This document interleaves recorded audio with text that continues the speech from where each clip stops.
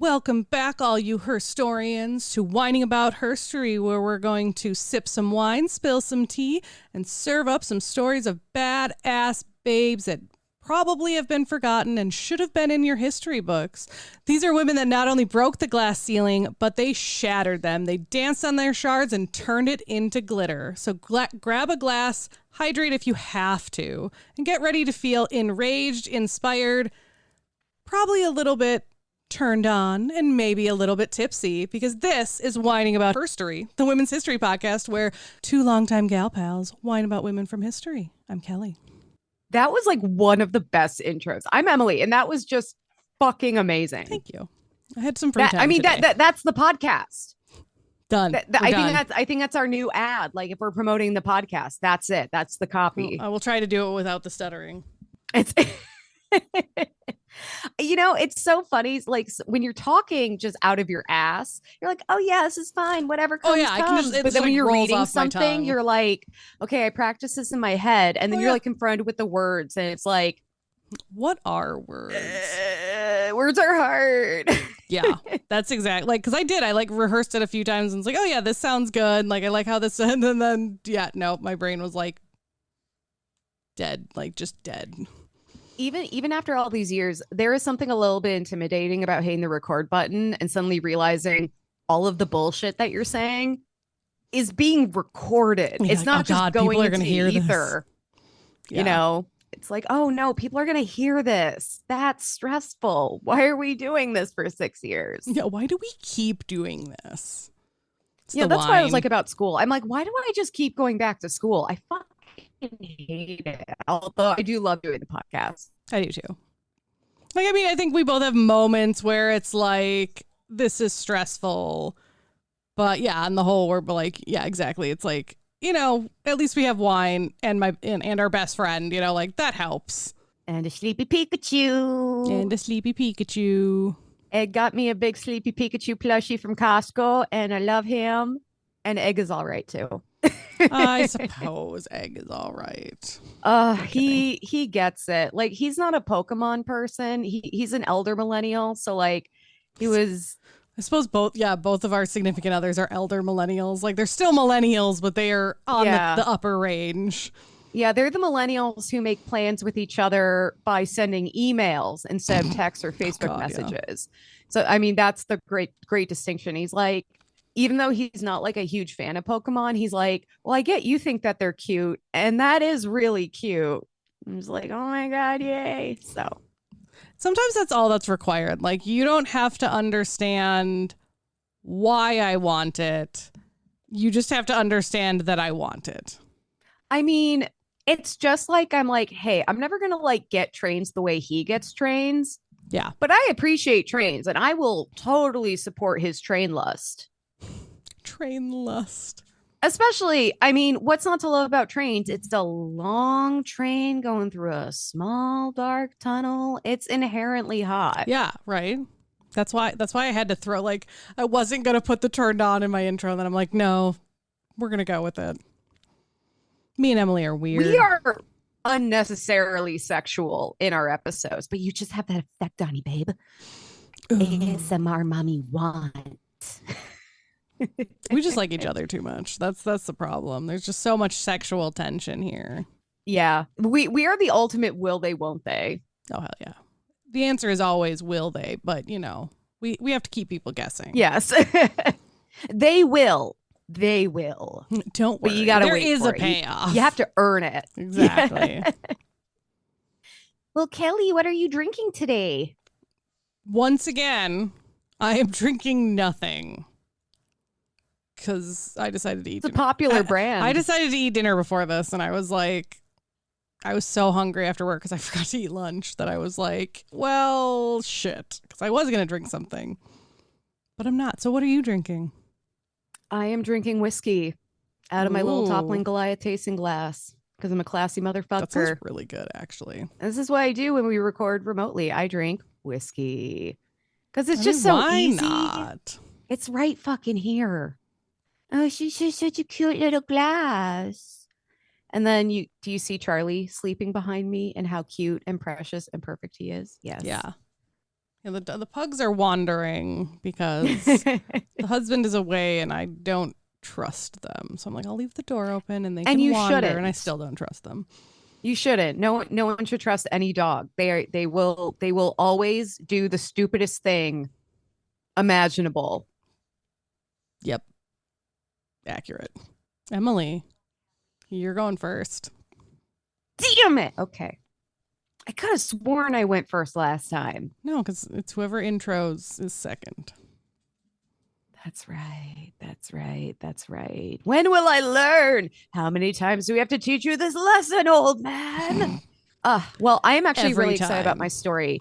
This one came to me because like Facebook has my number like no one else. Okay. How do you think I found out about the sleeping giant Pokemon plushies at Costco? Facebook. Yeah. And it's a good thing I did because when I went there, the box was like almost empty. There were just a few Pikachus and some Snorlaxes left, but no Eevees and no Charmanders. I was a little sad. I'm like, I kind of wanted an Eevee, but Pikachu is classic. He's so yellow. Yeah. So yellow, and I love him. Arthur also loves to sleep on him. So it's the most beautiful thing ever. So I was scrolling through Facebook and a little blurb about this woman, her story popped up, and I'm like, okay, yes. So today I am whining about Grace Darling, also Ooh. known as Amazing Grace. Fair. It writes itself. Also, Grace Darling, she sounds like a character from like a J.M. Barrie novel, like Peter Pan. Oh, yeah. That name sounds fake. Might be my new bar name. Alice Darling would be a great fake name. Yeah, that is really nice, actually. Okay, I figured out. I've got my fake name set up. So it had not been an easy voyage. The Forfarshire, or Forfarshire, Okay. as I'm sure the Brits say, a paddle steamer had left Hull, England for Dundee, Scotland. Mm. And it left on September 5th, 1838, carrying 61 passengers, crew, and a cargo of cotton. The fabric of our lives. Do you remember those commercials? Yeah, I do. So if you go into my notes, you'll see an illustration of what the Forfarshire looked like. Okay.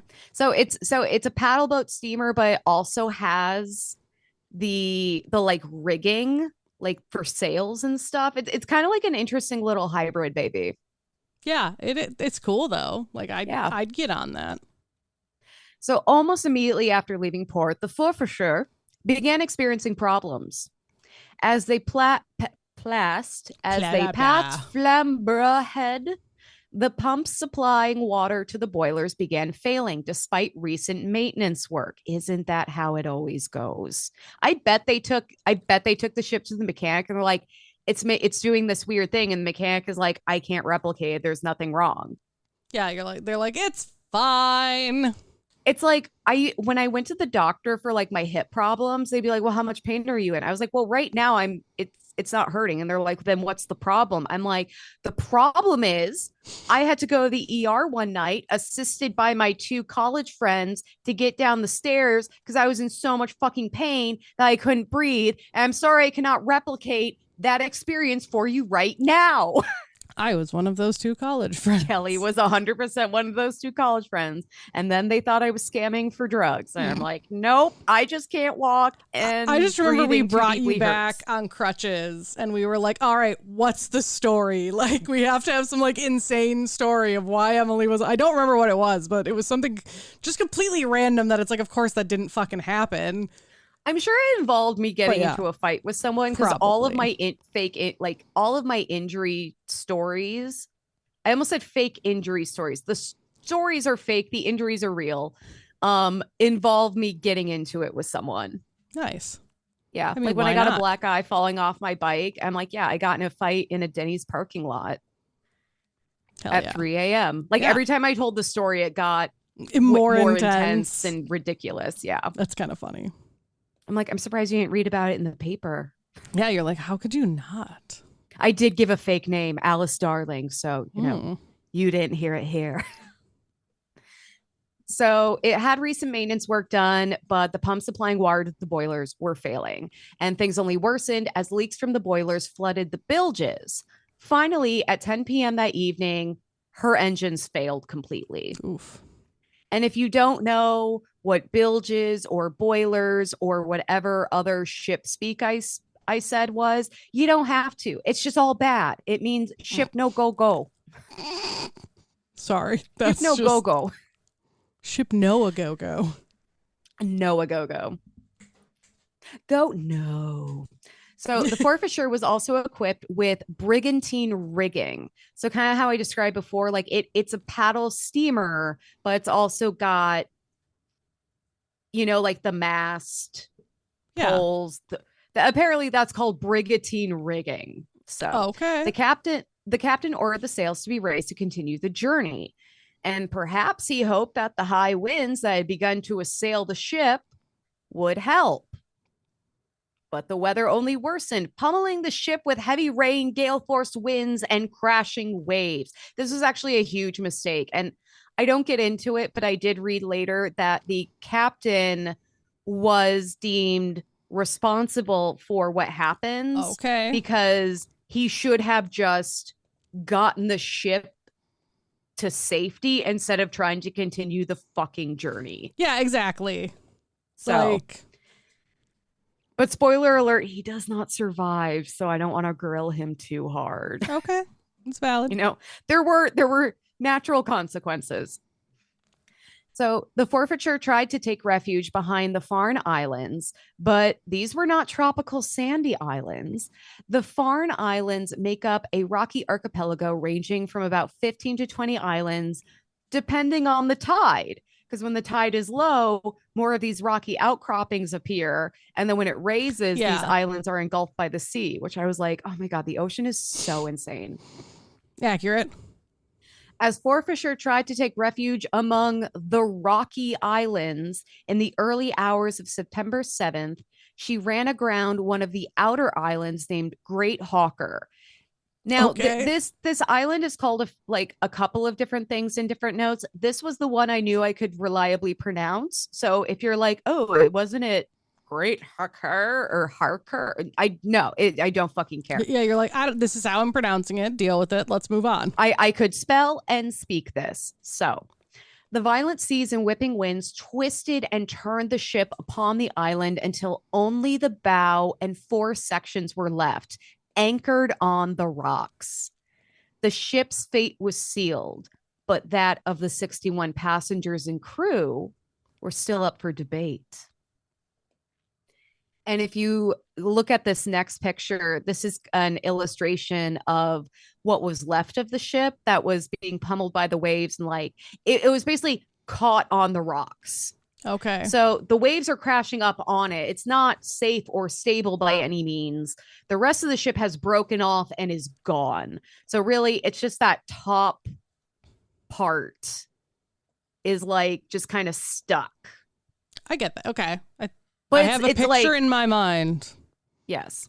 So 8 sailors and 1 passenger managed to escape the ship in a lifeboat that would later be picked up by a passenger schooner, but the remaining passengers and crew were trapped on the ship's remains. Jesus Christ. That sounds horrible. This is a fucking nightmare. Like honestly, no one should be alive from this. Everyone should have died. So, gripping the railings to withstand the raging storm, survivors tried to endure through the pitch black night. One passenger, Sarah Dawson, clung onto the ship, and this next sentence is going to be really sad. Okay. She clung to the ship along with the bodies of her 2 children who had died in the wreck. That is really because she didn't want to lose their body. Yeah. And I'm just like, oh my God. And like, it's cold. It's dark.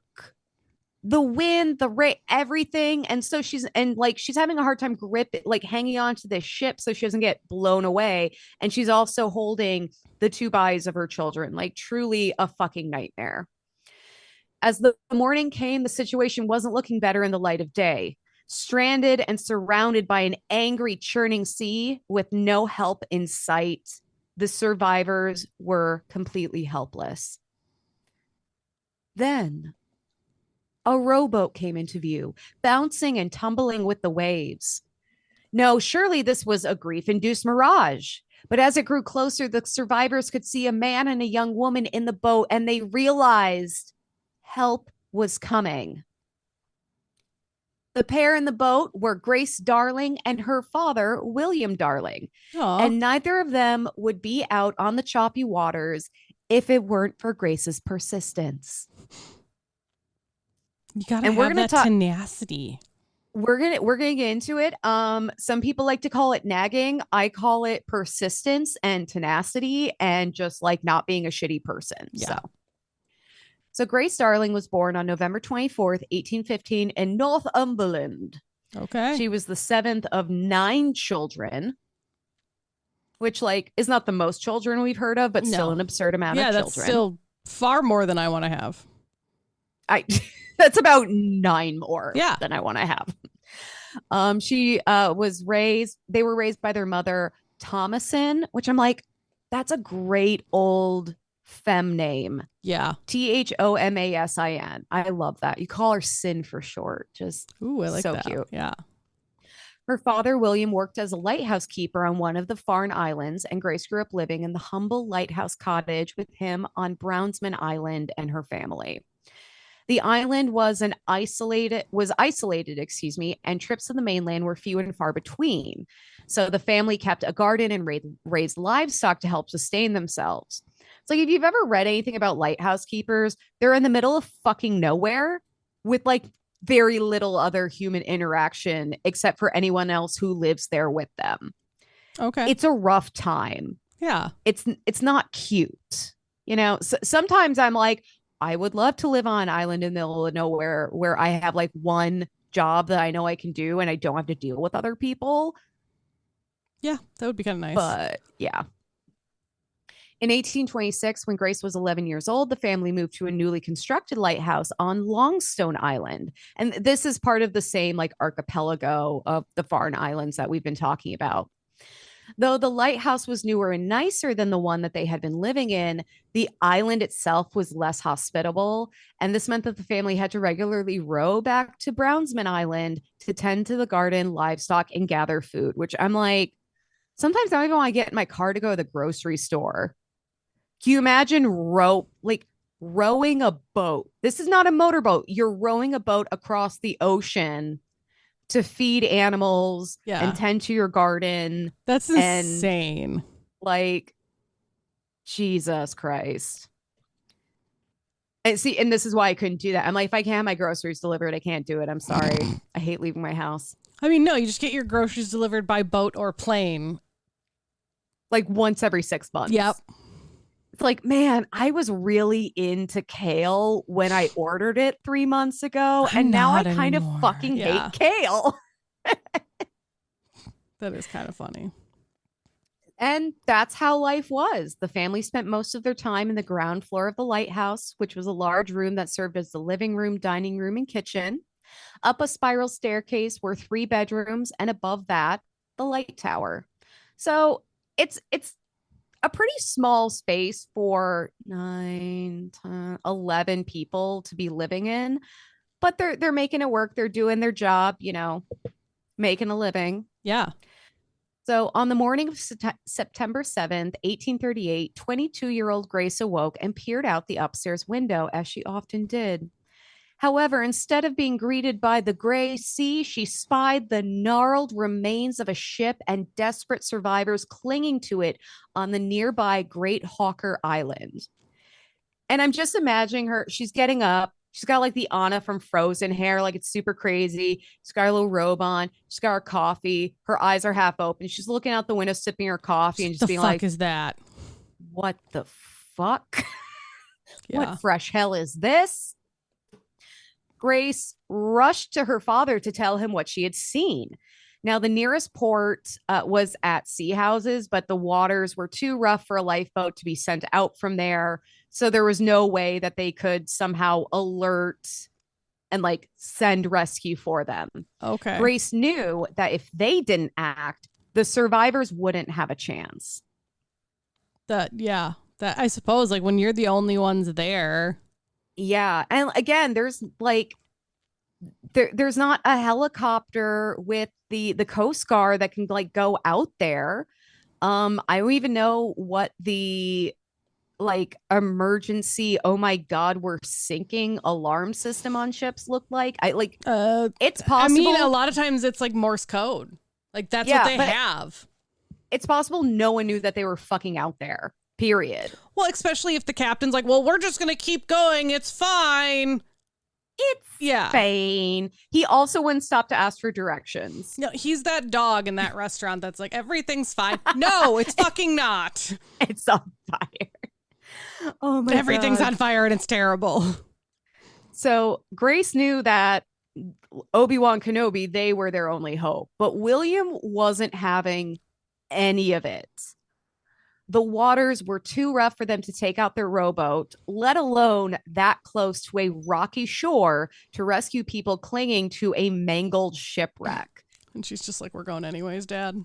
Like this, and this is super dangerous. Oh, yeah, exactly. And there's a huge chance that they are just going to drown. Like their rowboat is going to get smashed on some rocks and they're going to drown and no one's going to help anyone. Yeah, because like unlike the bigger ship where it's like, oh, we got stuck and it sucks. Like this is a tiny boat. If they smash up on a shoal, they're probably just dead.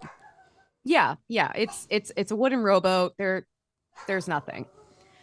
So Grace pleaded and pushed, and I read this in one place. After a short breakfast, William finally agreed. I'm imagining them eting pancakes and drinking coffee. It's like, Dad, didn't you like the pancakes you made me? Dad, or I made you. You know, Dad. Yeah, Dad. And he's like, just let me get my fucking carbs. Grace, just let me get my carbs and my fucking coffee. And then we will get in the fucking boat. Do we have syrup? You're lucky we have syrup, because if we didn't have syrup, I wasn't going to do shit. Yeah. So the pair took their 21-foot open rowing boat out on the water, rowing 1,700 yards to Great Hawker. The survivors could hardly believe their eyes. William see this like tiny boat, or I guess not even that tiny, but like this boat among the waves and like wreckage. I would probably think I'm hallucinating. I'd be like, I drank the seawater. I'm dying. God damn it. Oh yeah, 100%. And yeah, like their rowboat is not an insignificant 21 feet is pretty big. But when you are rowing on the open sea to another rocky island for your livestock and like you have to have something more substantial than like the little rowboat we would take out in a lake or something. Yeah. So the survivors could hardly believe their eyes. William worked to usher survivors into the boat while Grace kept it steady amongst the waves. Nice. She fought against the waves, knowing that if she lost the battle, the rowboat would be dashed upon the rocks and there would be no hope of rescue for anyone. Yeah, exactly. Like, unlike the big boat where it's like some people survived, 21-foot boat, rocks, not going to end well. No, it's not. And so this next picture in my notes is a dramatic painting by Thomas Musgrave Joy. Okay. So it shows Grace and her father in this rowboat and the survivors like clinging to the wreckage in the island. And then you can see the lighthouse in the background. Yeah, that's a really nice picture.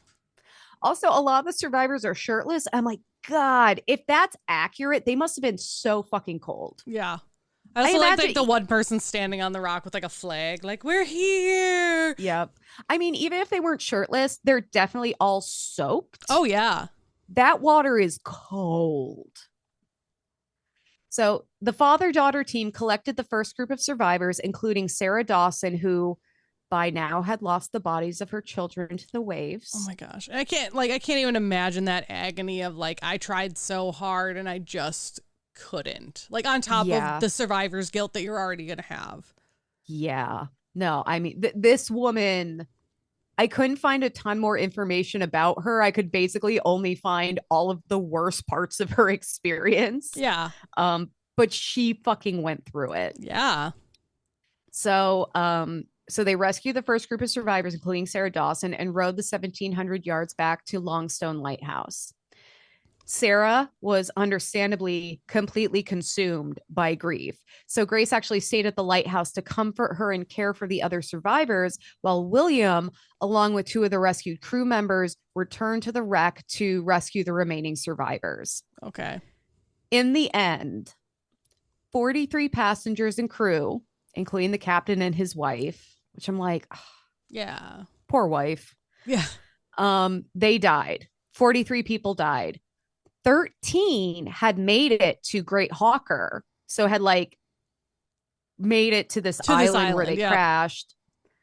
Before had been swept away shortly before Grace and William arrived. I suppose because like the waves are still coming. It's not like you're just like standing on this island like, now what? It's like, no, you're still battling to stay on this tiny island. Yeah, and like by island, I mean this is a jagged, like rocky outcropping that is sometimes just consumed by the ocean depending on the tide. Yeah, like there's just a rock in the ocean. It's not like we'll move further away from the shore. No, you can't. Sometimes it does not exist. Yeah. Yeah. So they rescued a total of 9 survivors, and those are 9 people who, like, there is absolutely no reason any of them should have survived. No, yeah, because like, and they wouldn't have had Grace not cared so much, or had she not looked out her window that morning, or had there been a fog so she couldn't see the island. Yeah, like you said, there's a good chance either no one knew they were there, or if someone knew they were there, they're nowhere close enough to help. Absolutely not. Well, and even the nearest port that could have sent out more sufficient help. Yeah. They were like, we know that they're not going to be able to send shit out in this storm. Yeah. But they were totally cool, like taking the rowboat in the. I'm like, I mean, the dad wasn't. Well, the dad absolutely was not, which I'm like, I get it, because I think he was probably more like, we're gonna fucking die. Yeah, and Grace is like, it was fine. It was like self-preservation and preservation for your child of like, this isn't safe. We shouldn't be doing this. Yeah, and I know I made kind of like a comment about like, well, Grace cares and like is trying to do the right thing. I totally get where William is coming from this. You're not helping anyone if you die. Yeah. And don't rescue anyone. Well, I'm just saying. I'm sure part of it is too, like, yeah, like how many, like, one, he probably didn't know how many people were actually out there. And 2, it is like, okay, how many of them are still going to be out there by the time we get out there, if we get out there. Right. And then are we even going to be able to get them in the fucking boat? And back. Like, that's the other thing. It's not like, oh, they're in the boat, everything's safe now. It's like, no, now they have to fight the storm to get back to the lighthouse. And then they had to go back to the island. Just super insane. Though the wreck was an undeniable tragedy, it's certain that there wouldn't have been any survivors had it not been for Grace and William's bravery and Grace's insistence that they intervene in the first place. Yeah. See, this is why it's good to nag your dad, because you're just building up those skills to convince him to take the rowboat out to save 9 people. Like, and dads, when your daughter is nagging you because she wants that like Princess Jasmine costume, just remember she's practicing her skills to hold you accountable to do the right and brave thing later on. Exactly. It's all for a good cause. For their heroism, Grace and William received the Royal National Lifeboat Institution's Silver Medal, and they also received the Gold Medallion from the Royal Humane Society. Okay. Grace's role in initiating the rescue was not forgotten. She also received silver medals from the Glasgow and Edinburgh and Leith Humane Society. So these are awards she received that her father didn't. And again, I'm not like trying to diss William, but she was 100% the driving force behind this rescue. Well, it very much sounds like he was okay with that. You know, like, because otherwise, you know, we wouldn't maybe know, you know, because no dad is normally gonna be like, oh, my daughter had to like poke me into it. But it's like, I think he was proud of her for being like, no, like, yes, we saved them, but like you saved them. Yeah, I just feel like so many people think if you're giving someone like special praise or attention, that means you're criticizing anyone else. It's like Yeah, no. I think that's valid to They call were out. they were both incredibly brave. Like William didn't have to fucking do Oh God, anything. no. He could have been like, "I'm your dad. You're listening to me. We're not getting in that fucking rowboat." And he rode there twice. And yeah, so again, I'm not trying to throw shade at William. Grace definitely deserves this extra recognition because neither of them would have been out there without her. Yeah. Grace was suddenly a national hero. Funds equaling nearly 80,000 pounds in today's money were donated to her, including donations from Queen Victoria, Damn. for whom the era is named for. Artists sailed to the remote island to paint her portrait. Grace was flooded with gifts, letters, and marriage proposals. Yep. It was so overwhelming that the Duke of Northumberland, who himself had gifted her a timepiece and a silver teapot, founded a trust for Grace, acting as its guardian to manage donations. That's kind of nice. It was suddenly they're like, yeah. Well, and what the fuck do I especially do like with all this? they live on an island in the middle of like nowhere. It's not like there's a readily accessible bank or an easy way for them to get mail or anything like that. Well, and it's like, you haven't talked to anyone outside of your own fucking family in only God knows how long. And now Yeah. strangers across the nation Or like, are I want to sending marry stuff. you. Yeah. And like artists are showing up to your doorstep being like, I want to paint you like one of my French girls. Like it's that kind of like sudden insane attention, I think would be overwhelming for anyone. Oh God, but again, they're kind of isolated at this cry. lighthouse. Like I would cry. So Grace became a fucking legend.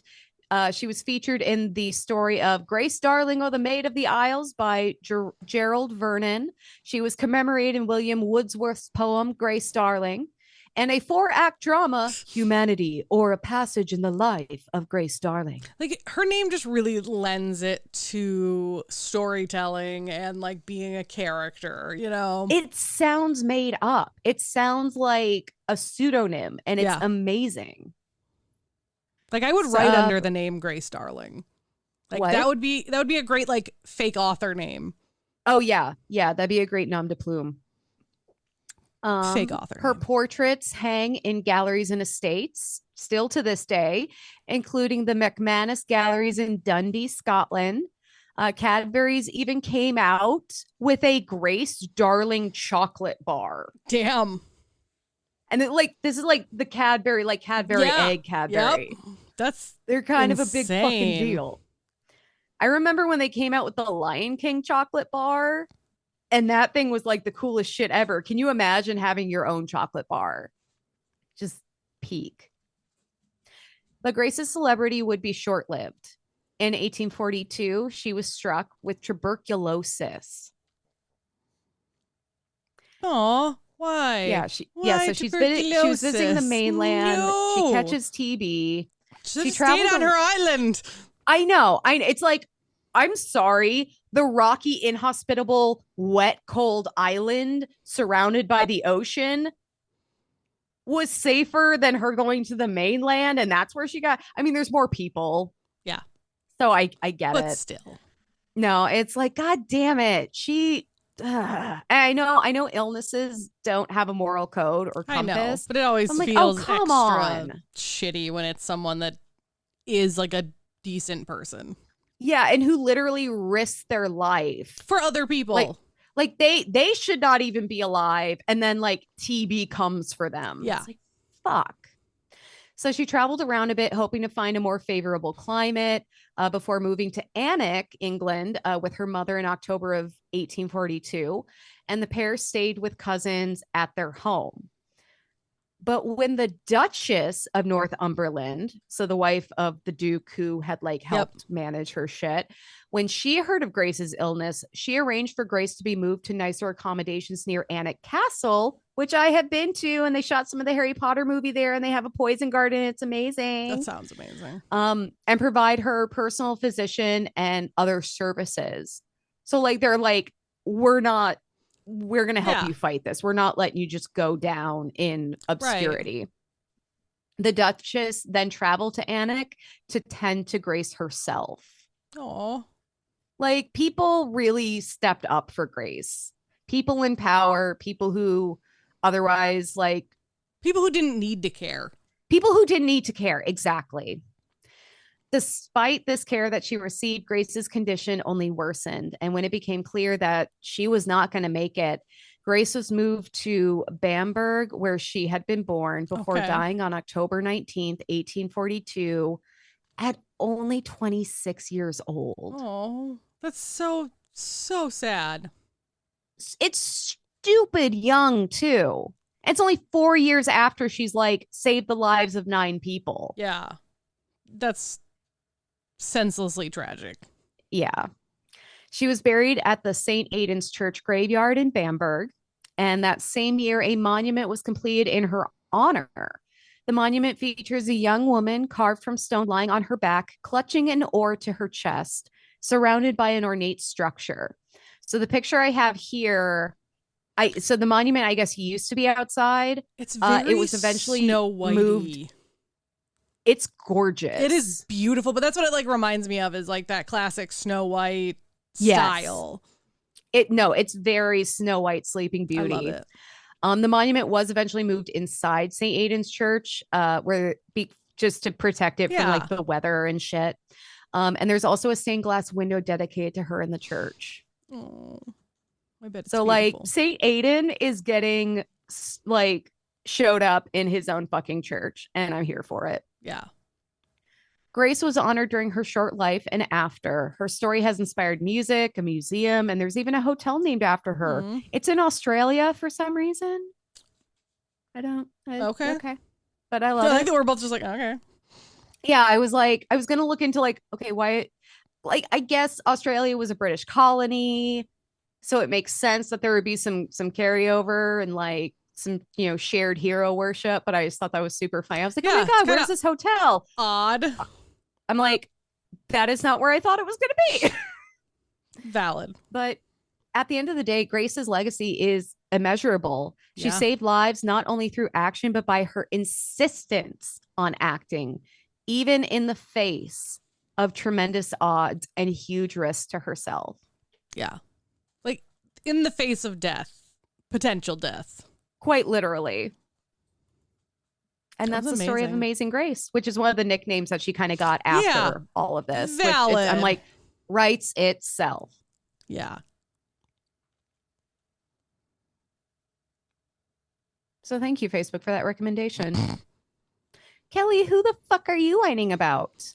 I'm whining about, and I had to double check we haven't covered this woman with Emily because there's similarities in her story to other women I've told. So I was like, Emily, do you recognize this name? And she was like, no. Is she a Chinese pirate? No. That's the first red flag. Yeah, exactly. No, I'm whining about Harriet Chalmers Adams. All right. Let's get it. Picture it. Stockton, California, 1875. A baby girl is born named Harriet Chalmers. Ooh, we're starting right at the beginning. Oh yeah. Yep. Because her childhood is fairly important. Okay. Mainly to get the groundwork of who Harriet is. So fast forward, and this little girl growing up in California is out there riding horses, potentially before she can spell the word saddle. Like, she grew up in the saddle. She was not your average Victorian lady learning embroidery and fainting on command. She was out exploring the world and the mountains, particularly with her dad. I couldn't find a lot of information. Like, almost none of the sources that I read mentioned anything about her mother. So I might have been a died in childbirth, might have been something like that. But like, sounds like mom was not really in the picture. That's okay. Dad picked up on it and basically made her a sleeping under the stars, survival hack, wild woman in the best way possible. I love that. Well, and I love he's recognizing that she has an aptitude for this instead of being like, no, you're supposed to be inside sewing and doing embroidery. He's like, girl, you want to fucking go camping? Let's go camping. Well, and it was probably like, I kind of wonder, like, there wasn't a ton of like back information on her dad either, but I'm like, maybe he was a rancher. And so it was kind of like, I need to do this. and I have you, so you need to come with, like, Yeah. but we know that, one, during this time, like, I don't think horseback riding was as niche of a, like, hoity-toity thing as it kind of is now. Like, that was more like the rough and tumble thing, which was not what society expected from girls of that age. Did Harriet care? Not at all. Like, seriously, at 8 years old, Harriet, with her father, traveled through the Sierra Nevada mountains on horseback, just like camping out and stuff. A few years later, she would impress a local reporter when she would swim 500 yards without arrest. And then later that year, she and her father made the decision to stop her formal education so that she could, like, spend more time out in the wilds with him and just take lessons from him and tutors and, like, other people that they would just kind of find along the way. So the Sierra Nevada mountains are the ones that, like, took out the Donner Party. Yeah. Like, those are the mountains they got stuck in. Yeah, like on the edge of California. Them super hard. Yeah. Yeah.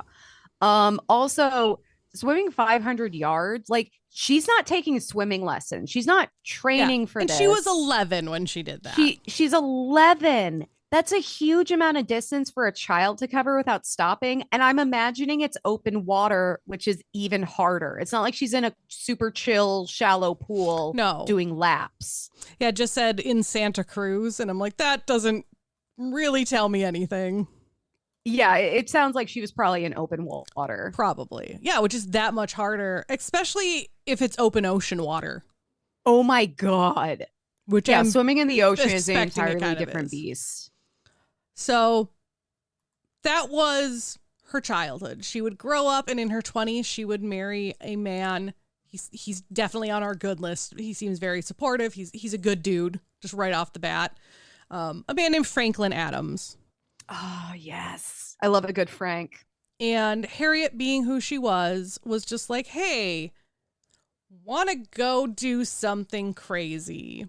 A lot of articles were like, oh, she phrased it as a honeymoon. But this was 3 years after they got married. So probably not. It's never too late honeymoon. for a honeymoon. Yeah. Don't let anyone tell you otherwise. But Harriet didn't want to go to Paris or the Bahamas or anything else. She was more like, hey, let's take a backpacking trip through South America for 3 years. Jesus Christ! I don't know if it was intentionally going to be 3 years, but it ended up taking, like, they were gone for 3 years. I'm just really impressed that they were able to completely fuck off for 3 years to another country. I didn't see anything that, like, she came from wealth, and I didn't really look into him other than, like, he seemed like a good dude, but, like, one of them had to come from some money. Yeah. Like, how do you fund that otherwise? I mean, maybe they kind of worked their way through the country for 3 years. Maybe. Like, because it was different in the 1800s. You know, it's not like, oh, well, I have to apply for a visa and I can't work here for 6 months. And then I got to, it's like, oh, no, you just show up, you get off the boat and you do what you can to make money. Yeah. Well, and that's exactly it. Like, this was not some luxurious cruise or like glamping or, sipping wine in the south of France. This is Amazon jungle, Andes mountains, rainforest, dangerous rivers, predators, all sorts of things. And Harriet did most of this while wearing early 1900 women's clothing. So that means corsets, petticoats, boots, Barbie explorer full of blisters. Emily, I don't know if you're in my notes, but if you go in my notes, on page 2, there are like 2 pictures from her travels. The first one is her in like the full dress holding a baby otter. Oh my God, it's a baby otter. And then the second one is still kind of her, like the Lion King. Yeah. Like, oh my God, it's so cute. And then the one below that is one, she's wearing her like classic explorer's hat, but still like that Victorian like petticoat, everything. And she's with like an alpaca or a llama, something of that breed. I can't imagine dressing like that and hiking or doing anything physical. Like in Costa Rica, I'm like shorts and tanks. Yeah. Sometimes it's just my sports bra. It could be, especially by the coast, it is so hot and humid. And then you start walking and immediately you just like break into sweats. Yeah. I will say, like, not to take any credit away from her, but like there are records that said, yeah, she would also wear like men's clothing because it was just impractical. Because she fucking has to. And also, like, if we've learned nothing this far into the story, like, Harriet doesn't give a shit what you think. I am so in love with this picture of her and the baby otter. Yeah. I like the one with the llama, too. I'm like, she just looks so fucking happy. I love that, but just, I don't know. Otters just remind me of, like, river cats, basically. Oh, yeah. They're so cute and goofy. Okay. So Harriet didn't just travel. I don't know if this is how she made money or not. I don't think so, because a lot of what she did do while she traveled was kind of after the fact. But she wasn't just a tourist there to take in the sights, or like I said, she's not there to get day drunk. You know, she was there and she documented, she photographed, she learned, and eventually she would go on to publish like all of these different things. So one of the pieces of the trip that she and her husband took was they rode through the Andes on horseback, which is a thing for horses. So Andes peaks are up to 23,000 feet high. This is a lot of they're like foot wide paths. They had to crawl over like log bridges. At one point she talked about being stuck in a storm so cold her eyelids froze together. And oh my God. Her main comment about the experience, which I love, was that she got on just fine without pink spangly things. She's like, I don't need that. She did bring some quote unquote niceties with her. She brought cold cream and smelling salts. But it turned out they also had a very practical use, because she found out that they also worked really well to help sick mules when they weren't feeling well. Oh my God, she's taking care of the baby mules because you get sick. Oh my God, that's so sweet. So after this 3-year adventure, she would, publish a lot of her findings. And one of the places she actually went was National Geographic. And this would end up being like a 30-year career of throughout her, like not consistently writing for National Geographic, but like, I think it was, hold on, I'm going to scroll down because I have it later, but it's like she would get published like 21 times or something and all of this stuff. Like she wrote often for National Geographic, and she has a lot of photos published in National Geographic. And she's like one of the first women to do that, like to get published in National Geographic. So I'm just going to move my paragraph. But yeah, she wrote 21 articles total during her time with the National Geographic, and one that was more than any other woman published in the magazine's first half a century being involved. So I guess that's more what it is. And she wouldn't just talk about like, oh, I went here and I did this and da da da da. She would like criticize like, hey, colonialism fucking sucked and we fucked up this country. Like, oh my God, I love in much nicer words, you know, but like she would talk about all of it.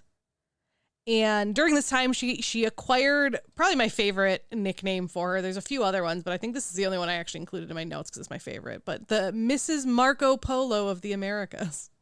Oh, I love that. So the other thing she did, besides, you know, criticizing people and all of that, she would also document the cultures.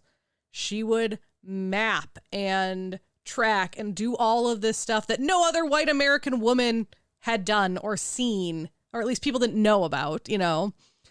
And she treated the people she met with genuine respect and curiosity, unlike a lot of other explorers of the era, particularly the male explorers, who were just kind of like, we claim this land in the, you know, in the white nonsense bullshit. This is ours now, even though you live here.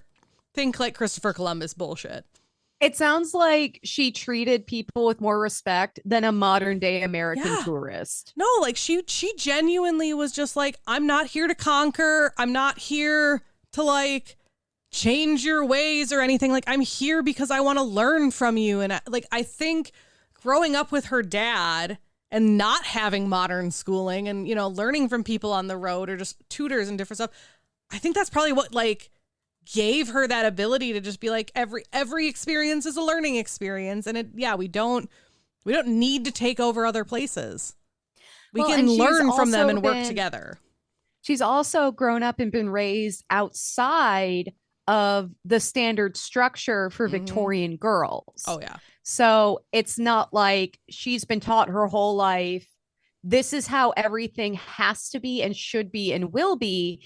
And then she's seeing not everyone lives like that and is like, that's an affront to her values.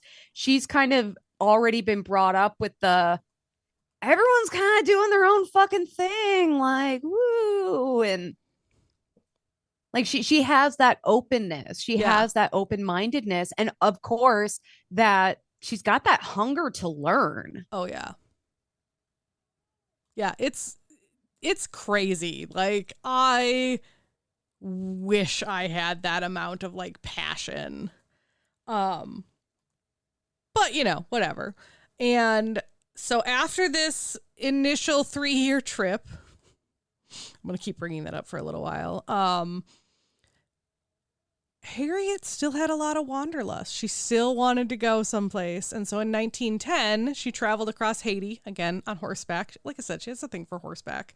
It's like, she was the best way to travel. It's like riding a bike at that time. It's like if you're not taking a car, you're riding a bike. This time, not only did she go and learn, she came back and she brought a solenodon, which, Emily, if you scroll down farther, there's like a little picture. It's basically like a weird little possum with a really long nose, but it is a rare venomous rodent found only in Haiti, and she smuggled it into her suitcase and brought it back with her and presented it to zoos in New York and Washington.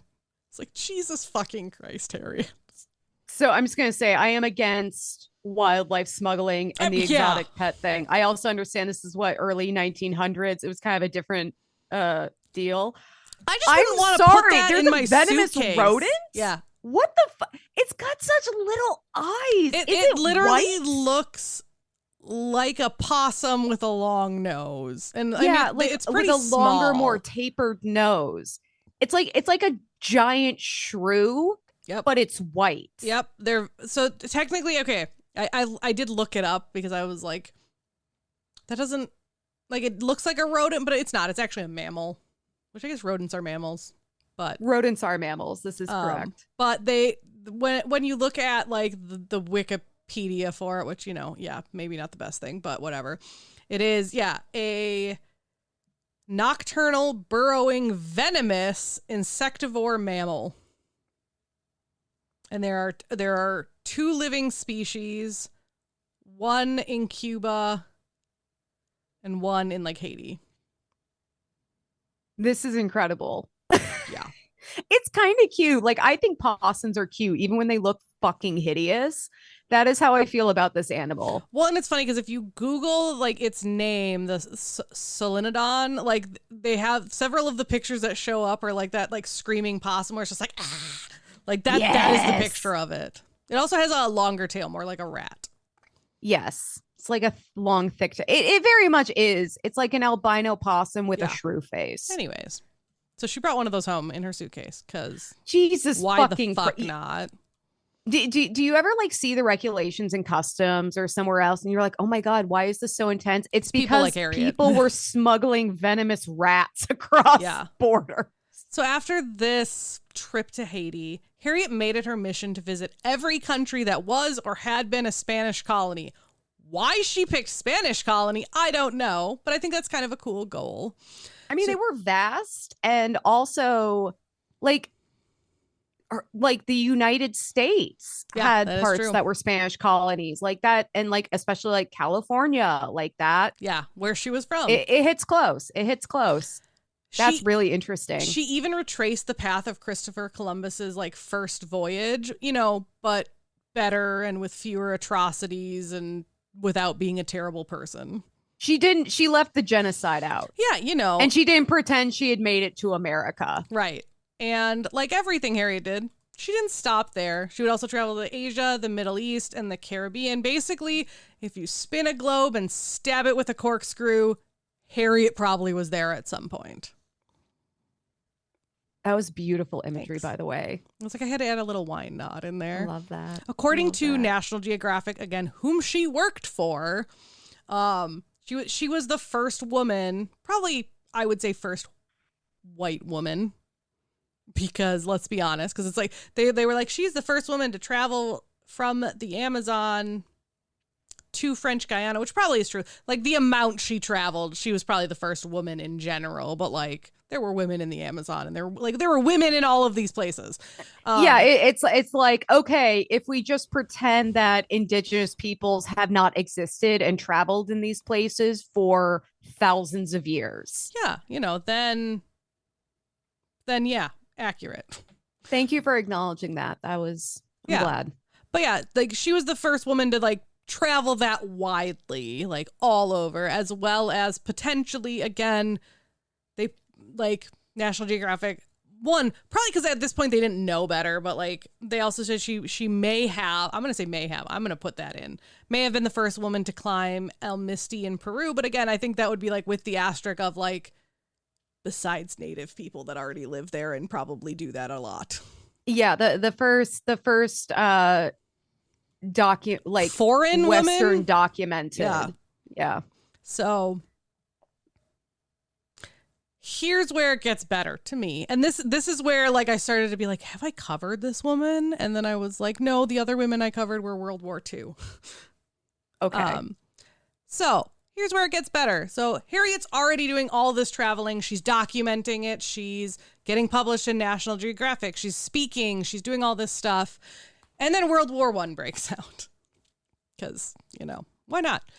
Harriet was the first and possibly the only woman allowed to join the trenches during World War I as a war correspondent for Harper's Magazine. And that line, I was like, I feel like I've covered. And I'm like, nope, Martha Gellhorn and the other person I can't remember, which I feel really bad about, they were both World War II.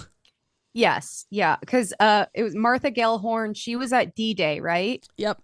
She was one of. And was she the same person who with them? I think. Yeah. Was she the same person who bathed in Hitler's bathtub? No, that's the other one that I can't remember her name. Yeah. They just came out with a movie about her. I'm gonna look up the name. You keep going. But yeah, so I had that moment of like, she's not on my list, and I've actually like fully done our list, but like this sounds familiar. And then I was like, no, they're both World War II. So yeah, she was possibly the only woman in the trenches during World War I. What? Lee Miller. Oh yeah. I knew it was a short L name, and I could not, because I always remember that photo, because first of all, it's just a weird kind photo. Well, it's kind of hilarious. Like she's in Hitler's fucking bathtub, but it's also really poignant because she's got her like muddy boots sitting outside of the tub, and they've like dirtied up the bath mat. Yeah, and those boots have the same mud of the concentration camps that she just documented being liberated. Yep. So it's this. Yeah, it's super cool. It's like kind of fucking surreal and a little tongue-in-cheek. She like smoking one of Hitler's cigars or something, or like that might be in a different photo, but yeah, there might be a version where she is, but she's like naked and she's just like washing herself. Yeah. So not only did she go and be in the trenches, she actually stayed for 3 months touring a bunch of frontline operations, both like in the trenches with the soldiers and like in the town. Particularly of I had it up and then I clicked away from it. France, somewhere in France. That's what we're gonna go somewhere with. In France. I think it's like Lyonesse, France. Lyon. Sure, I'm pretty sure it was longer than that, but we can go with that. And the French people can be mad at me. I don't care. Lyonnais. I don't know. I'm saying things that I think are places in France. Yeah. I mean, they have nice. It's not pronounced nice, but I like to say it as nice, and then I piss people off. I think it's like Nice. It's Nice, yeah. 'Cause French. God damn them. Except the ones who listen to us. Yeah, I mean, we love you, but your language is really hard. Yes. I do really appreciate those guys on like Reels and TikTok who are like, how do you like they're French speakers, but they also speak English, and like they poke fun at how crazy the language is. Oh, And yeah. they're like, hey, instead of saying this, say this. Yeah. And they're like, oh, how do you respond to this? And the whole video is how they just use the word like I'm dead or I'm dying to respond to like a bunch of different things. Or it's Which something I like that. love. It's super, Like, I'm dead. I'm dying. Don't worry it's about super it. fucking funny. That is I'm like, they're self-aware. really I love funny. Yep, you get to wait while I try to find the town. it. Yeah, I can't Well, find in it. the meantime, Somewhere in France. That's what we're gonna go with. somewhere in France. Look at my Because sweet, sleepy little dog. oh, so cute. He's so cute. So yeah, Emily, if you scroll down, there's like a collage of different pictures she took on the front line in France. So some of them are like the nuns in the kitchen helping soldiers. Some of them are soldiers around campfires. There's one where like clearly it must have been like a show for the soldiers where it's like someone dressed as some sort of French Lady Liberty with like a French flag, like yeah, maybe doing opera or something. And then there's a really sweet like guy of like he's like bandaging one of like the war dogs, and it's really, really cute. I thought he was just shaking its hand. I didn't realize it looks like he's putting a bandaging the bandage on his puppy. foot. Oh, I hope it's just like for traction. I hope the doggy didn't get hurt. Yeah, I mean there was a lot of mud, so yeah, it could have been to like actually protect their paws. Oh my god, he's such a good boy, such a good baby. So we've talked about on Historical AF dogs during World War I that would like run out into the battlefield and basically do triage because they could tell if someone was alive or not. Yep, that's and then exactly even if they weren't going to make it, they would comfort the person they would like as they lay die. down I'm next like, to him. the only thing that would make it slightly less awful to die in the World War I trenches by a dog. 100%. Yeah. So she like, look at him, he's so cute. Oh, he is. I'd rather cuddle with my tiny dog, though, you know, in my bed. Yeah, valid. So if I have to be dying in the trenches, what I like is in like, I lost my spot in my notes. Hold on. Don't you hate that when you like click and then your mouse is like, just kidding, I'm gonna go over here, and it's like, no, that's not where I was. Anyways, after the war, so in like 1920, she got like kind of interviewed about her travels and like being over there for the war. And this is what she said. She said, quote, "There is no reason why a woman cannot go wherever a man goes, and further. If a woman be fond of travel, if she has love of the strange, the mysterious, and the lost, there is nothing that will keep her at home." The strange, the mysterious, and the lost. I feel like that could also be a tagline for our podcast. Fucking poetry. That's beautiful. Yeah. So clearly, like, one, her views aren't really like in line with the Victorian morals of that time, and like the one war period is like at this time she had kind of also been interviewed actually in about 1910, so it was before the war. She was interviewed about like stuff like the beginning of the suffrage movement and like what did she think, and she was like, I don't really have time for that. Not that she was for it or against it, but like Harriet strikes me as someone as like, this is what I'm doing. And in 1910 her thing was like, I'm traveling to all these like Spanish colony countries and that's what I'm doing. Like, I don't have time to think about suffrage. Well, and like, I will say, like, good for her for being like, I cannot be all things to everyone. Yeah. This is my passion. This is what I'm going to focus on. Yeah. And it does come back around. We'll touch on suffrage again. Don't worry. Kind of after the war, she kind of had some downtime. I'm guessing one, like being in the trenches and stuff probably took its toll on her, but she would go traveling again.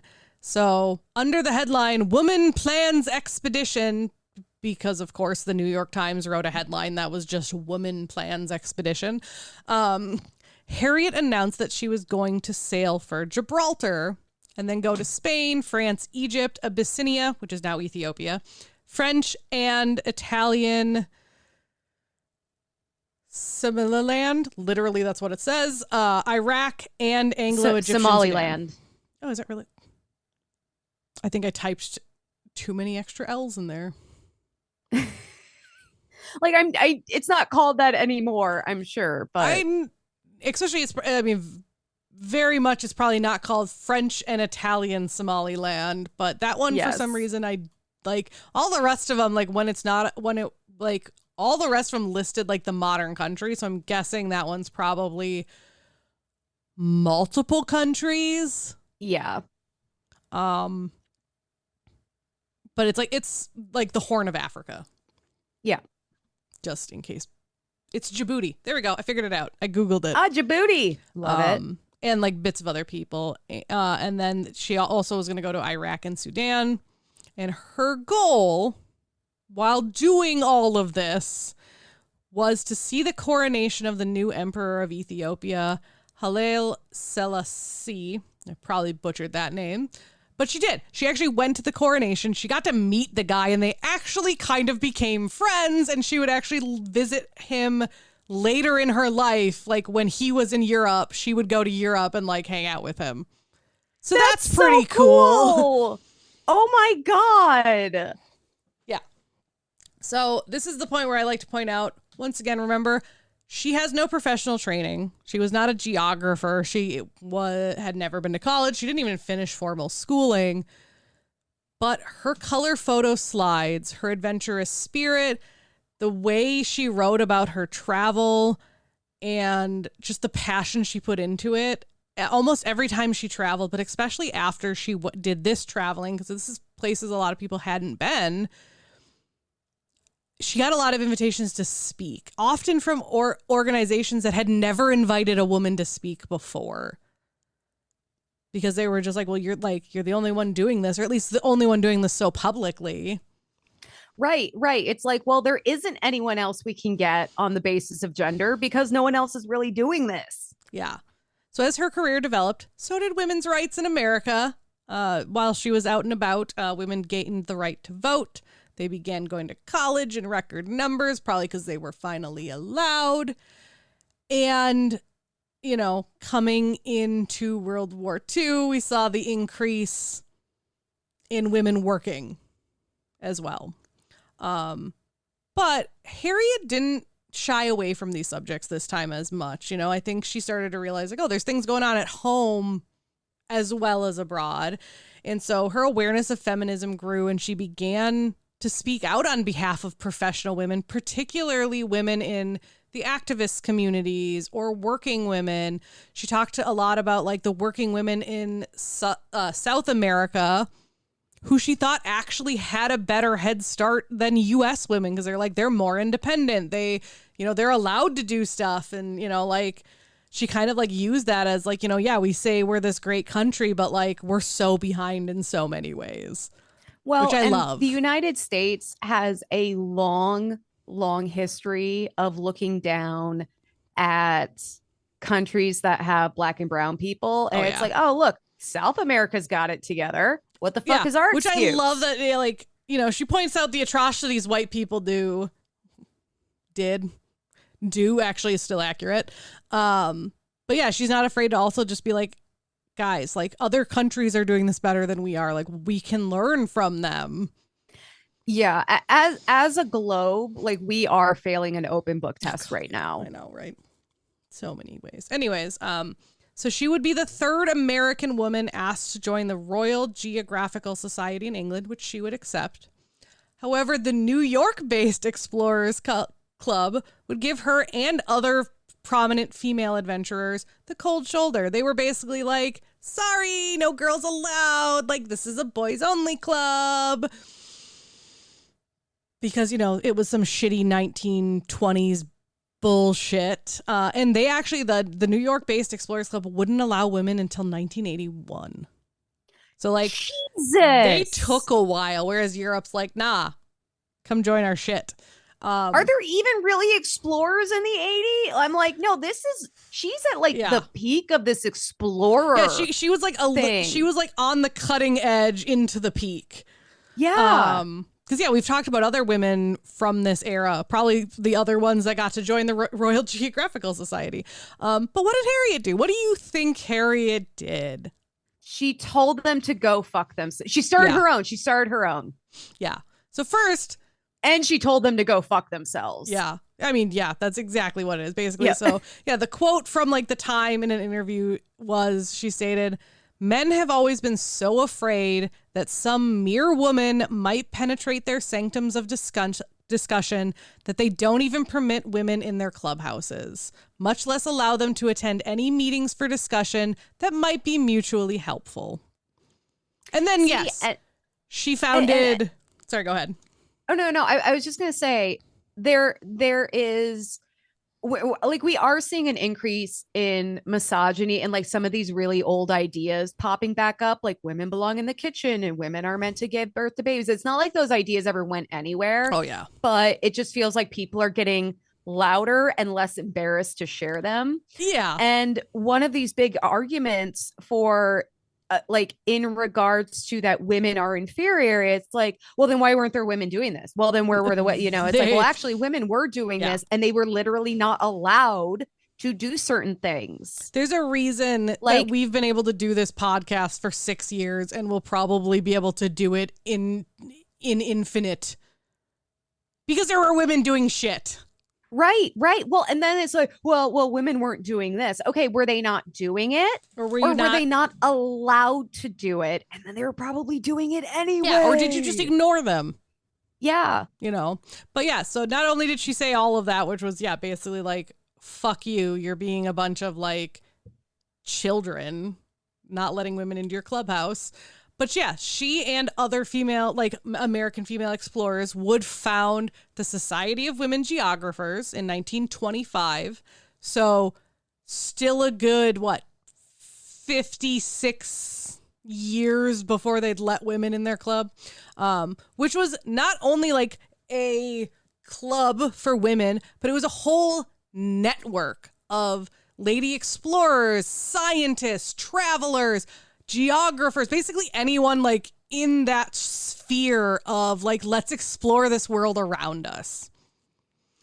And basically like what I wrote in my notes was a feminist Avengers of globetrotting bitches. Feminist Avengers of globetrotting bitches. And I mean that in the most like best way. No, I love it. I fucking love it. But I hope they had jackets. God, I hope so. But this was also like a network of like encouraging girls to get into this field and like, bringing all of this knowledge that these women have and have gained by traveling and exploring and all this stuff and giving it to the younger generation to try to get them interested in doing it. So the club in general would cultivate a membership spanning 39 countries total. So like, she didn't even keep it like US only. She was like, anyone can join. And she would lead the organization until she would move to France in 1933, where she would move to Nice. That's why I talked about Nice earlier, because I was like, I know that's where she ends up. Very nice. What I also like is during all of this, one of Harriet's quotes, she said this like in a magazine. It is, quote, "I've never found my sex a hindrance, never lacked the courage to protect myself. I've been in tight places and have seen harrowing things." And I think that just goes back to that other quote too, of like the first quote of basically like, women can do everything men can. Like, if you have the drive to do it, just do it, But well, and again, it kind of goes back to that myth where it's like, well, women weren't doing these manly things because they couldn't, or they're not cut out for it. It's like, well, actually, they were prohibited from joining. Yeah. It's not that no one wanted to. There were rules and laws that prohibited them from doing these things. Yeah. Well, if women weren't interested, then why the fuck does anyone have to make a rule that women can't do it? Exactly. But this Harriet saying that and everything, it's like that Harriet's attitude is what you get when you're too busy being amazing to care about what crusty old white dudes think about you. And that is the motto I strive to live by now. Because everything she's doing is like they can argue about it and they can try to invalidate her. And she's like, yeah, but I'm still here doing it. And you're just over there bitching. So who's Yeah. really winning here? Exactly. She's just like, you told me I couldn't do it. I'm doing it anyways. And you can have your little And you're the hissy one who's fit. mad. Yeah, exactly. You're the one who can't deal with it. You're the one who can't get over it. Die mad about it, bitch. Yeah. So Harry, like I said, Harriet would move to France in 1933 and she would pass away in 1937 at the age of 61 after a life that I can literally only dream about, mainly because of the expense of it. But I will seriously, say the idea of getting caught in a storm on a mountainside where my eyelids freeze shut is that's not my appealing. idea of a good time. No. But the Like, rest of it. I like camping. Backpacking is fun. Like I've never done like any intense backpacking, but you know, that I'm like, oh, okay. Okay. I'm like, maybe I just want to opt out of that little adventure. But like everything else she's doing, it's so incredible. Yeah, exactly. Like, and especially for women of that era too. Like, Yes. this is a life none of them could even dream of or even knew to dream of for some of them because like it just seems so far-fetched. But remember, this is an unformally educated woman that gave lectures and published books and wrote articles and inspired so many other women to get out there and explore. You know, she told the boys club that wouldn't let her in, fine, fuck you, I'll make my own, and did better. Yeah. But she's rarely mentioned. When you Google famous explorers, she does not show up. In fact, when I did it, and remember, my search history is probably more skewed than the average person toward women. On that top result, like Google like puts pictures and stuff, there are 2 women in...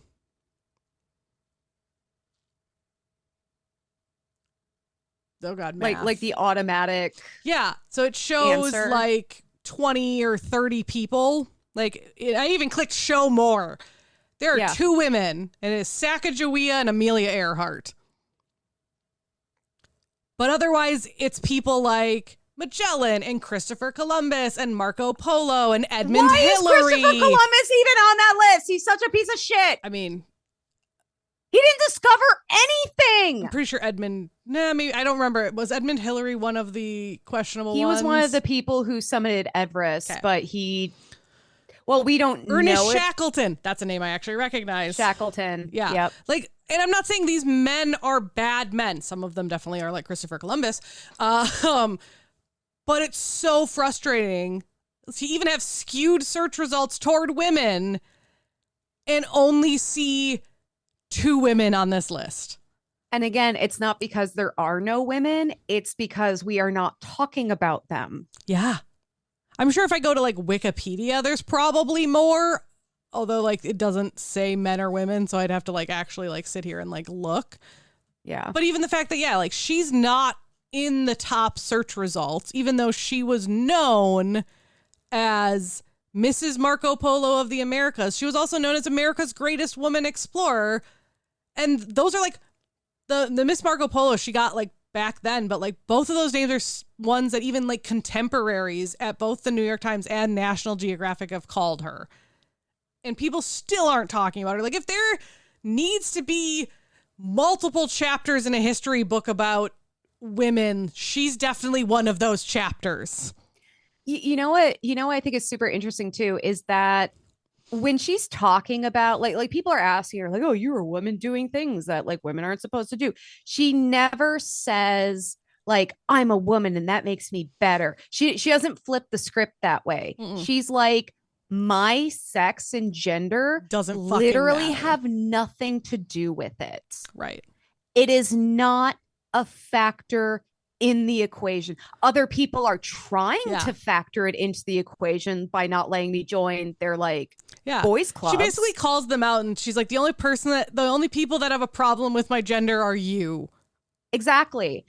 But then at the same time, she is becoming victim to that same sexism even today. Yeah. But because of all of that, and because if anyone smashed glass ceilings and fucking made glitter out of it, it was Harriet. I want to raise a glass to Harriet. She was an explorer, a writer, a photographer, a queen of the unknown. And may we all be as bold, brilliant, unbothered, and badass as she was. Cheers. She is truly a lover of the strange, the mysterious, and the lost. I love that line.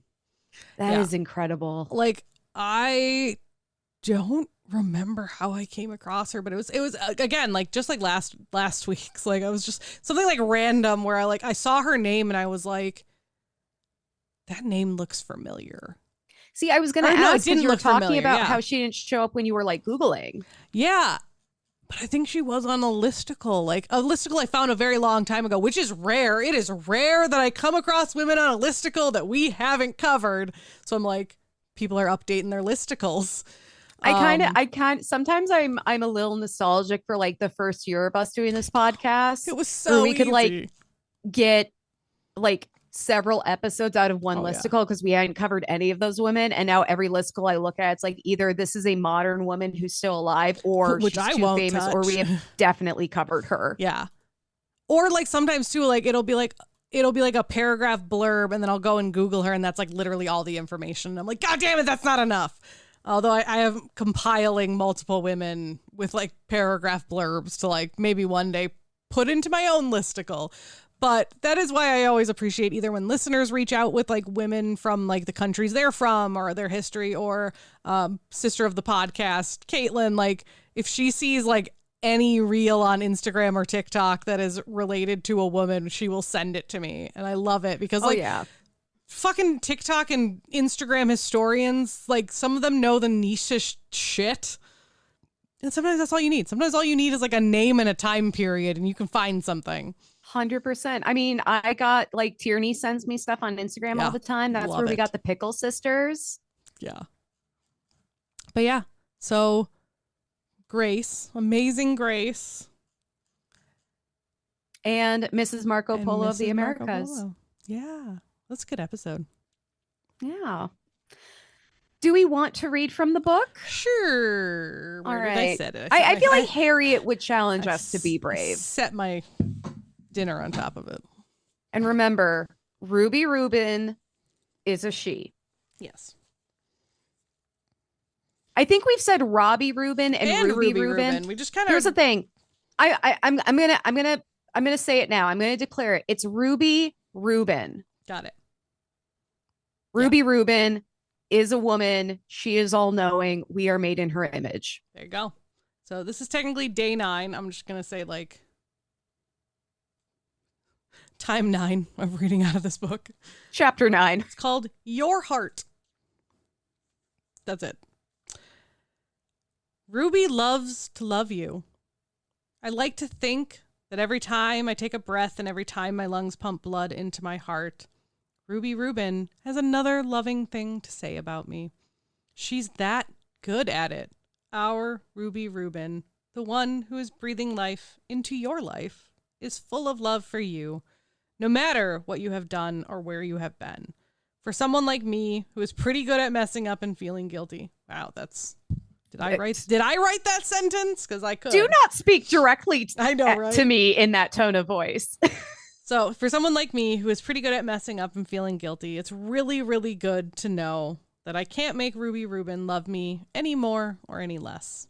Consider the fact that in Ruby's eyes, you are holy, chosen, dearly loved.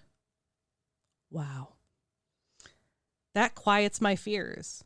The ones that whisper I am alone, unlovable, unworthy, and makes me feel brave. Allow Ruby Rubin into your heart. Let her into those little places inside that are hurt and alone and afraid. Let her love you, lead you, and make you into the courageous person she has planned for you to be. Because I promise that adventure will be the greatest of your life. Aw, that one was actually very sweet. Oh, we're not done. That was page 1. Oh, sorry. I know I paused. Sorry. Ruby loved me when I was totally and fully unlovable, in my deepest pit of sin, in the furthest corner of my rebellion, in the angriest moment of my hate. She chose to love me. And I've been known to be a total punk. Unfortunately, I will probably continue to be a punk at times. Yet she loves me to pieces, all of my pieces. I cannot earn it. I don't deserve it. And yet I am drowning in it. So I do the little bits that I can to love her back. And you can do the same. What does that look like? Well, it looks like making brave, Ruby Rubin honoring life choices in response to her love. Has she given you a passion for something you haven't been brave enough to pursue? Do you love to sing? Sing a love song to her. Do you love to write? Write a book about your love for Ruby Rubin. Do you love to dance, draw, play sports, care for orphans or elderly people? Whatever it is, embrace the fact that you are loved and chosen by Ruby Rubin, and take the courageous step of using these passions to love her back.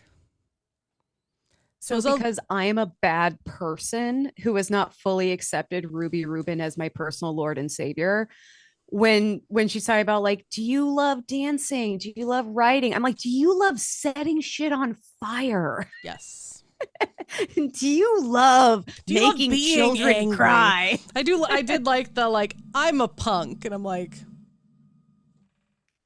we would have written my that table as is doing things. Bitch. I'm a fucking dumpster fire. Yeah, there you go. Is your entire world on fire? I will say, like, seriously, when it's written, when I hear it, like, Ruby Rubin loves you, like this idea that there's this being Ruby Rubin, who's like, you're fine, like you're enough. I'm like, that actually makes me feel really good. I do like the like, what was it like? She loves me to pieces, all of my pieces. Yeah. I'm like, oh, that's a thing. Because my relationship with like quote unquote God is so fucked up, like after Catholic school and all of that. So like I do believe in a God. I do believe like there is something after this. But every time I hear someone talking about like, well, God thinks this and God feels that, I'm always just like, how the fuck do you know? Because the people who are saying that shit, you're like, I don't trust you.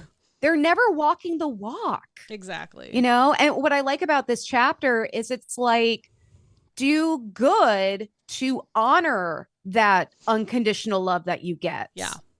You know, it like nowhere in there was it like, go to church every week. It's like, hey, if you're being a shit person, church does not matter. Yeah. Or like if you have this passion or this skill that you're afraid to use it anyways. Yeah. No, I do like that.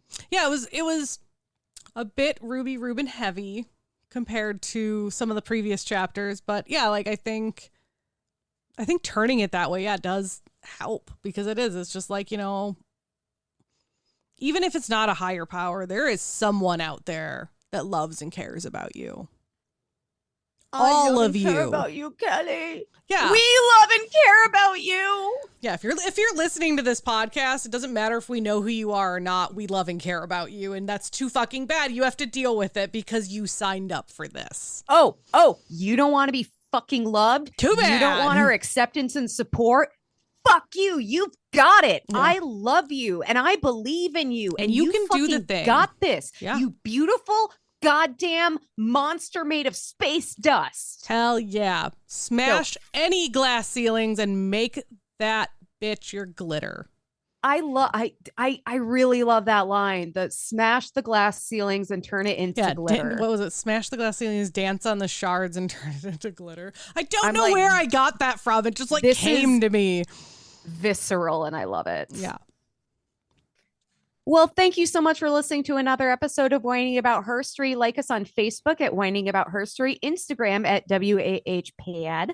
Our website is whiningaboutherstory.com, where you can find a link to all of that stuff, as well as all of our merch, which I'm now thinking that I'm going to have to make the Smash the Glass Ceiling into some kind of merch. You can find a link to our Patreon, where you can donate for as little as $1 a month to get some bonus content, as well as monthly happy hours, which it will be 2 days after this pod releases, Wednesday. This is one, me reminding Emily, but two, me reminding all of our listeners out there that you have 2 days to sign up to join us for happy hour. For as little as $1. $1. Or you can $1. donate $5 to sponsor a glass of wine for the two of us, or you can donate $15 and we'll find a bottle that you either request or something vaguely related to you. Yeah. Rate us 5 stars. We're pretty flexible. Not physically. Our joints are trash. Very, unless you're from Canada, then, we're going to find something weird because Canada doesn't export its wine stuff. Anyways, rate us 5 stars wherever you listen because it gives us the warm, fuzzy feelings and pisses off all the right people. And it's what Harriet and Grace would want you to do. Oh, yeah. And it's the brave thing to do. Ruby Rubin wants you to do it too. Ruby Rubin cannot love you any more or less than she does now. But if you want to honor that love, you can rate us 5 stars wherever you listen. And maybe leave a nice comment about what you like. If you have a passion for listening to our podcast, honor Ruby Rubin by subscribing and rating us 5 stars. Hell yeah. Thank you so much for listening to another episode of Whining About Herstory. I'm Emily. I'm Kelly. And this is Sleepy Pikachu. And have an empowered day, y'all. Bye. Go make some glitter.